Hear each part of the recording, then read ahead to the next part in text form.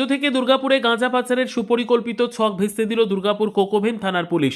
বুধবার বিকেলে গোপন সূত্রে খবর পেয়ে দুর্গাপুর বাসস্ট্যান্ড সংলগ্ন শিমুলতলা বস্তি এলাকায় অভিযান চালিয়ে 3 মহিলা সহ একজন পুরুষকে বিপুল পরিমাণ গাঁজা সহ হাতে নাতে গ্রেপ্তার করে পুলিশ। পুলিশ সূত্রের খবর, ধৃতদের কাছ থেকে মোট 31 কেজি 92 গ্রাম গাঁজা উদ্ধার হয়েছে। ধৃতরা হলো উড়িষ্যার বাসিন্দা অনিতা ধুনিয়া, ঝাড়খণ্ডের বাসিন্দা রোজ নীলিমা টিগ্গা, সুন্দরী কুমারী ও মুকেশ সিং। তারা ঝাড়খণ্ড থেকে বাসে করে এই বিপুল পরিমাণ গাঁজা দুর্গাপুরে ডেলিভারি দিতে এসেছিল বলে পুলিশের প্রাথমিক তদন্তে অনুমান। বৃহস্পতিবার ধৃতদের 7 দিনের পুলিশি হেফাজতের আবেদন জানিয়ে আসানসোল জেলা আদালতে পেশ করা হয়েছে। কে বা কারা এই পাচারের নেপথ্যে রয়েছে, দুর্গাপুরে কাকে উদ্দেশ্য করে এত বিপুল পরিমাণ গাঁজা আনা হচ্ছিল তা জানতে তদন্ত আরও জোরদার করেছে পুলিশ।